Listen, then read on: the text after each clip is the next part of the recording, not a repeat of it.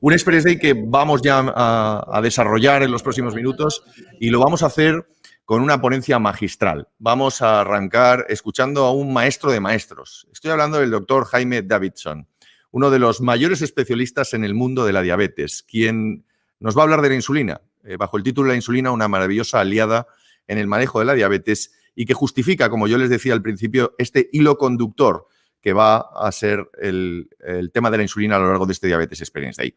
Vamos a escuchar ya al doctor Davidson, al que le saludo. Muy buenas noches, doctor. Somos todo oídos. Estar con todos ustedes para esta reunión de IDF SACA Igualmente.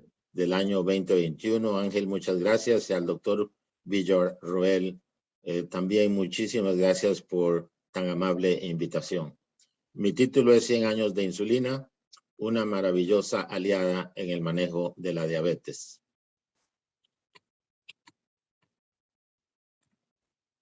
Aquí es donde yo trabajo, es la Universidad de Texas, y para mí realmente es un honor también ser, además de profesor de la Escuela de Texas Southwestern Medical Center, de la Universidad Cayetano Heredia en Lima, Perú, y de la Universidad Iberoamericana en Santo Domingo, República Dominicana. Esta es la agenda para hoy. Voy a hablar un poquito de un pincelazo al descubrimiento de la insulina. Primero se hizo un extracto de los islotes. Después se descubrió que los animales tenían en sus páncreas islotes con células alfa y células beta, y de ahí se empezó a extraer insulina de origen bovino y de origen porcino. Y últimamente tenemos insulina humana, y tenemos insulina humana de origen DNA, o sea que no tenemos que sacrificar a ningún animal para tener insulinas, y además tenemos insulinas nuevas análogas que son mucho más fisiológicas que las insulinas anteriores. Y ustedes ven aquí en este panel que es muy interesante ver qué pasó cuando teníamos por primera vez insulinas, y a la edad de 10 años y antes de insulina, la expectativa de vida era de entre 1 y 3 y 2 años y medio, cuando el paciente tenía 10 años. Cuando el paciente tenía 30, que aquí en esos tiempos no sabíamos si era tipo 1 o tipo 2, la expectativa de vida subida de 4 a 6 años, y ya cuando la gente era más mayor, obviamente los pacientes en la gran mayoría eran pacientes tipo 2, y su expectativa de vida era un poco más, casi hasta 10 años. Con la insulina y con todos los adelantos, vemos que a los 10 años la expectativa de vida ya era de 45, y hoy en día un paciente con diabetes tipo 1 puede vivir una vida normal y tener una larga vida como el resto de la gente. ¿Qué se recomendaba antes de la insulina? Porque quiero que ustedes sepan que antes de la insulina no había exacto tratamiento. En 1800 era sacarle sangre al paciente. En 1900 el doctor Sir William Osler, muy famoso médico, usaba opio. Otras recomendaciones era aumentar la cantidad de la ingesta calórica y más líquidos para prevenir la dramática pérdida de peso. Frederick Allen, otro médico, recomendaba inanición, no comer mucho, una dieta hipocalórica y aumentar la cantidad de líquidos. Pero al final del día les cuento que antes de 1921, los pacientes con diabetes tipo 1 fallecían en poco tiempo. En 1798 se documentó que la glucosa en orina era debido a hiperglucemia. En 1813, Claude Bernard, otro famoso médico, conectó la hiperglucemia al metabolismo del glucógeno. En 1869, Paul Langerhans, estudiante de medicina, descubrió los islotes, y por eso se llaman islotes de Langerhans. Y en 1889, Joseph von Mering y Oscar Minkowski crearon diabetes en perros cuando les quitaban el páncreas. En 1910, Sharpie Schaefer de Edinburgh, en Escocia, sugirió que la diabetes era consecuencia de la carencia de un elemento que después se llamó insulina. Y aquí ustedes ven, diciembre 15 de 1922, del lado izquierdo, este niño estaba para morirse. Pero 2 meses después de usar insulina, ustedes ven aquí, febrero 15 de 1923, el niño se veía como un paciente normal. La insulina fue declarada medicamento esencial en 1977 por la Organización Mundial de la Salud. Uno de los primeros pacientes también fue Leonard Thompson. En enero del año 1922, Banting y Best inyectaron al entonces joven de muy poca edad, que pesaba 29 kilos, con una sustancia de color café, y en cada glúteo le daban 7.5 centímetros cúbicos o mililitros. El joven desarrolló abscesos, tuvo fiebre, un cuadro febril, se sentía muy mal.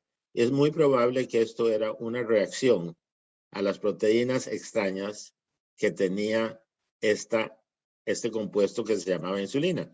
Y obviamente no era un compuesto muy limpio. Sin embargo, sus niveles de glucosa mejoraron, lo que permitió que este compuesto, llamado insulina, continuara su proceso de refinación.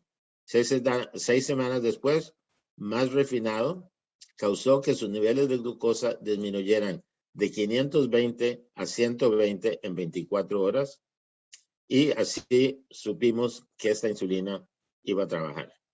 Producción de insulina, no crean que fue muy fácil. La primera producción fue hecha por un laboratorio en la Universidad de Toronto, Conagot. En mayo 30 de 1922, Eli Lilly, una compañía farmacéutica en Indianápolis, Indiana, firmó un contrato y pagó royalías a la Universidad de Toronto para así aumentar su producción. En 1923, Nordics, y en 1925, Novo, desarrollaron sus primeras insulinas. Eran dos compañías totalmente separadas y hoy es una sola. Las primeras botellitas se llamaban U10. ¿Qué quiere decir? Que cada centímetro o mililitro tenían 10 unidades. Y obviamente la gente era insulina de acción rápida. Entonces tenían que inyectarse 3, 4, 5, 6 veces al día, 5 centímetros o 10 centímetros cúbicos dentro de la piel, que no era muy fácil, ¿ok? No era nada fácil. Pero ¿por qué hacían? Porque salvaban la vida. Nadie se quejaba de tener abscesos, de tener irritaciones, porque vivían. Y aquí del lado izquierdo les puedo decir cómo empezaron. Esto es un páncreas de vaca, del lado izquierdo. Y tenían que separarlos y limpiarlos de todo lo demás para hacer insulina. Y aquí ustedes ven insulinas viejas de 1920 y tantos y las nuevas insulinas del lado derecho que siguen en evolución. En el inicio, muchos de estos pacientes fallecieron por hipoglicemia, porque se les daba tanta insulina, porque no les bajaba, les seguían dando más. Y después esa insulina, que después les enseño cómo se comporta la insulina rápida, se acumulaba y causaba hipoglicemia y no salían. Entonces, hipoglicemia era una causa de muerte, y además sabemos que la insulina, que se refería entonces como la cura de la diabetes, realmente no es la cura de la diabetes, es un tratamiento. Tampoco al principio se conocían que la diabetes causaba complicaciones, especialmente complicaciones microvasculares como retinopatía y ceguera, y complicaciones cardiovasculares. ¿Por qué? Porque la gente no vivía suficiente para desarrollarlas. Pero ya en 1940, en los 40, 20 años después, se empezaron a describir varias de estas complicaciones. Empezó a quedar claro que la insulina era un tratamiento muy importante porque salvaba vidas, pero no la respuesta final, y definitivamente no es la cura. ¿Cómo evolucionaron las insulinas? De U10 a U20, de U40 a U80. Entonces se retiraron U10 y U20, quedaron U40 y U80. Ya eso me tocó a mí cuando yo era interno y residente. Y había muchos problemas porque las jeringas tenían de un lado U40 y del otro U80, y los pacientes, a veces no viendo bien, se equivocaban qué lado estaban dando y se ponían o más insulina o menos insulina. Entonces tenían hiperglucemias o hipoglucemias. Finalmente, en 1973, después de muchas batallas, se introdujo U100 y poco a poco se eliminaron U40 y U80. Y la evolución del origen. Bueno, al principio la insulina era toda bovina, ¿ok? Y después bovina porcina, porque los páncreas de los puercos, de los cerdos, es más pequeño y no tenía suficiente producción, pero poco a poco empezamos a entender que la insulina porcina es más similar a la nuestra, causaba menos anticuerpos y menos reacciones alérgicas a la bovina. Entonces se empezó a aumentar la cantidad de producción de insulina porcina. Además, los procesos de purificación continuaron y las insulinas fueron más aceptables, menos alergias locales, menos formación de anticuerpos, hasta que llegamos a las insulinas análogas que realmente nos fortificaron en muchas áreas para hacer un mejor tratamiento a nuestros pacientes. Entonces, un paciente con diabetes tipo 1, ¿qué hacemos con ellos? Desde el día número 1 que los diagnosticamos, hay que darles insulina. Y es mejor tratarlos intensivamente desde el día número 1 porque tienen una memoria metabólica. Los pacientes pueden estar muy bien preparados en qué es la diabetes, que hay que hacerlo, pero si no están, es nuestra obligación ponerlos al día y prepararlos lo mejor posible. Los resultados del DCCT, Diabetes Control and Complication Trial, y la extensión que se llamaba EDIC, nos enseñaron que hay una gran ventaja de tratamiento intensivo del día número 1. Muchos mejores desenlaces a largo plazo en pacientes tratados desde el día que se les hace el diagnóstico. Tienen menos episodios hipoglicémicos en el futuro, la función del páncreas, de las células betas mejora, y hay una memoria metabólica que nos protege de complicaciones micro y macrovasculares. Diabetes tipo 2, insulinoterapia, ¿cuándo? Durante el embarazo y aún mejor, antes de concebir. Pacientes con diabetes tipo 2 que desarrollan alergia o intolerancia a los agentes orales o que realmente la enfermedad continúa y ya requieren insulina. Si hay contraindicaciones a los agentes orales y como les dije, si escapan de las metas, pero yo les voy a decir que en diabetes tipo 2 hay algunos agentes orales que es mejor mantenerlos aun cuando el paciente está en insulina.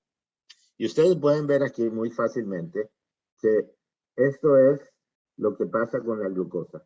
Y la primera glucosa que se eleva no es la glucosa en ayunas, sino la glucosa después de una comida. Así que si queremos hacer un diagnóstico temprano, es mejor hacerlo con una glucosa postprandial o una carga de glucosa. Y ustedes ven aquí como las células betas empiezan a fallar.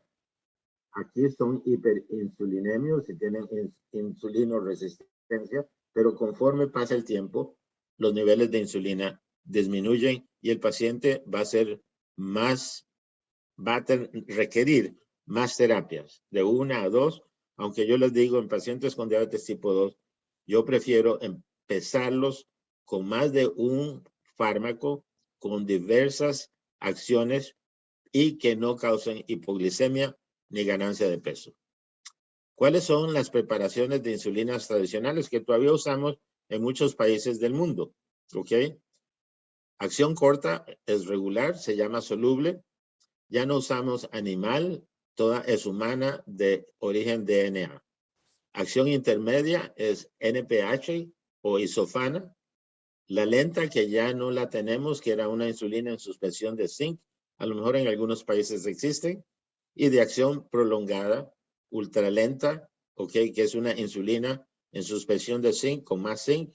Y también tenemos insulinas mezcladas, 70-30 y 75-25, que tiene una acción corta y una acción basal. ¿Qué pedimos a una insulina? Bueno, queremos que las insulinas de acción prolongada o basales tengan una acción prolongada, controlar la glicemia en ayunas con una sola inyección al día. Que tengan un perfil plano, ¿por qué? Porque eso nos ayudaría a tener un menor riesgo de hipoglicemia y menos variabilidad, que no varían de día a día y de hora a hora, porque esto nos hace tener una mayor reproducibilidad diaria y entre días. ¿Qué tal las insulinas de acción rápida o prandiales?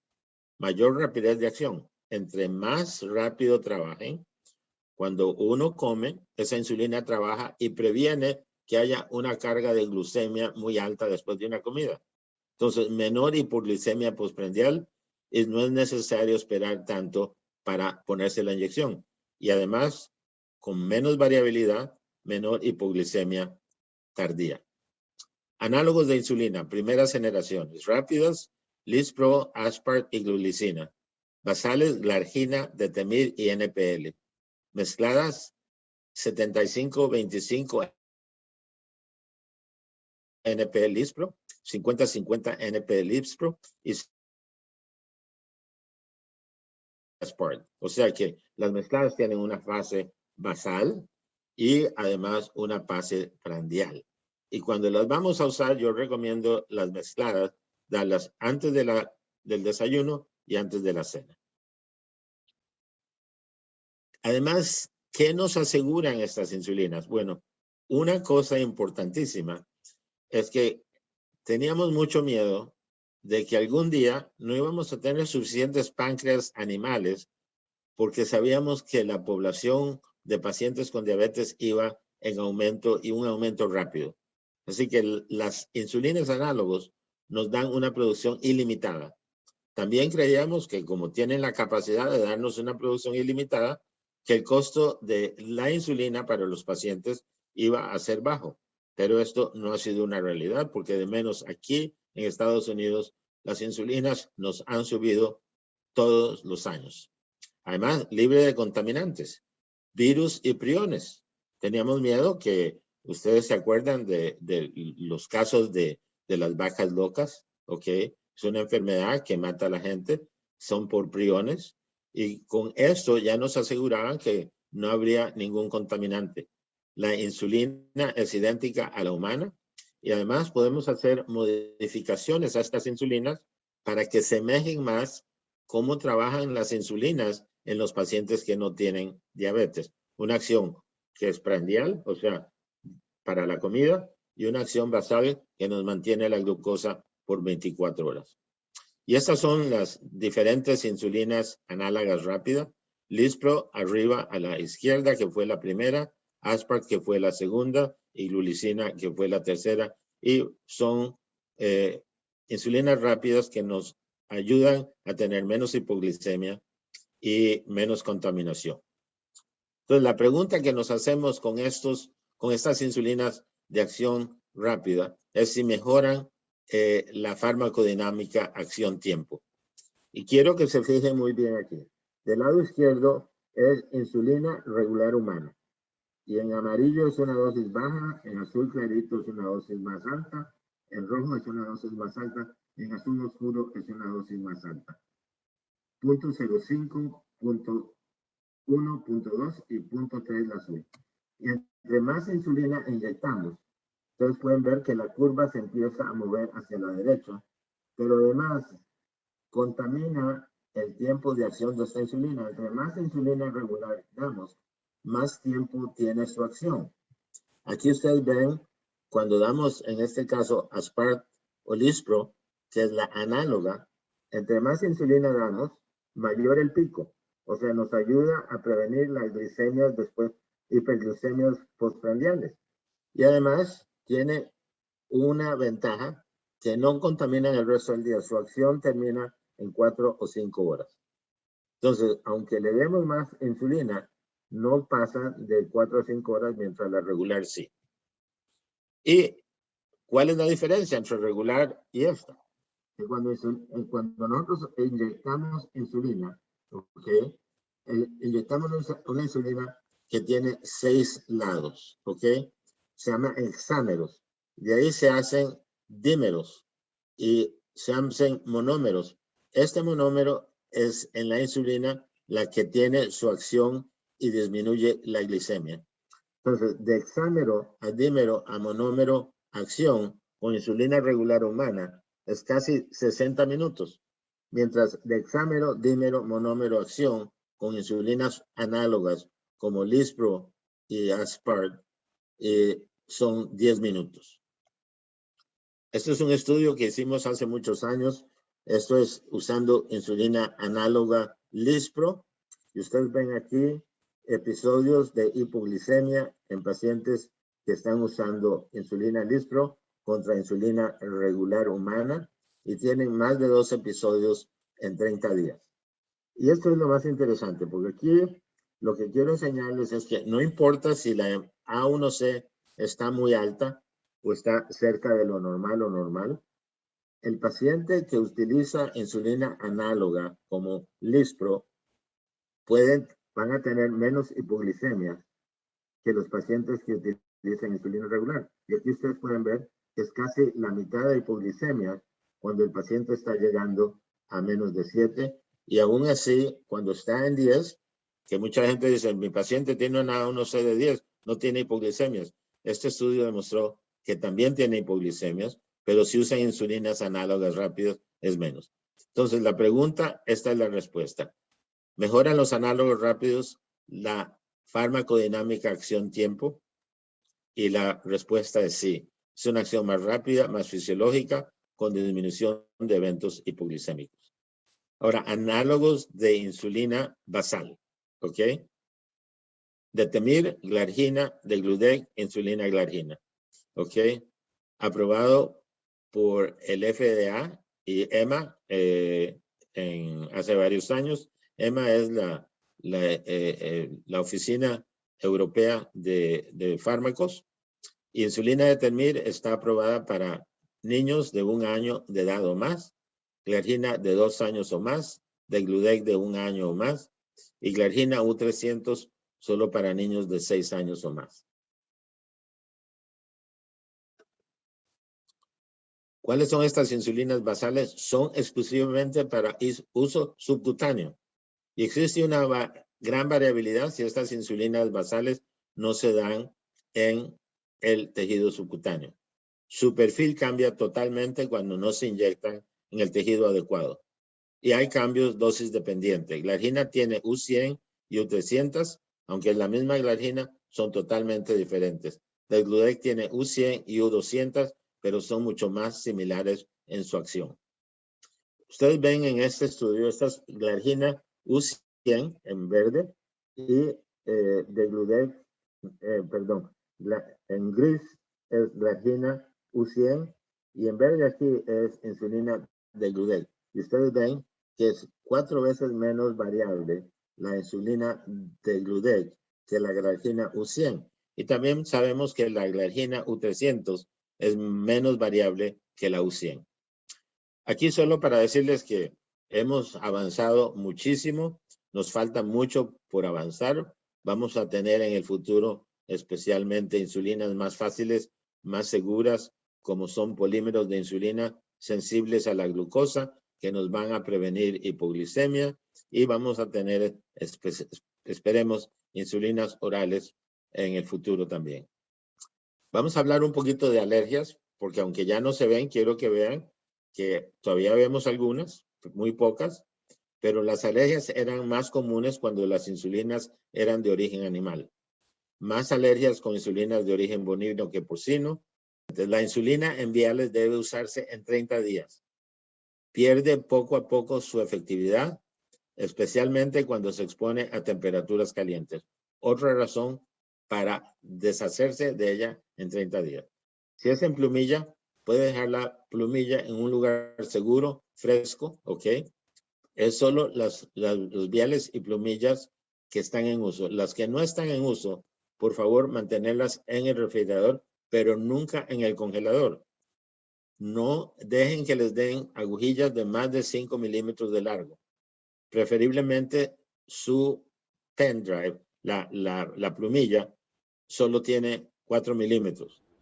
Trate de inyectarse la insulina basal a la misma hora todos los días y de preferencia en el abdomen. La insulina regular humana es más efectiva aplicándosela 60 minutos antes de las comidas. Las análogas rápidas y ultrarrápidas de 15 o quizás aún menos 10 minutos antes de la comida. Muchísimas gracias y que tengan un muy buen día.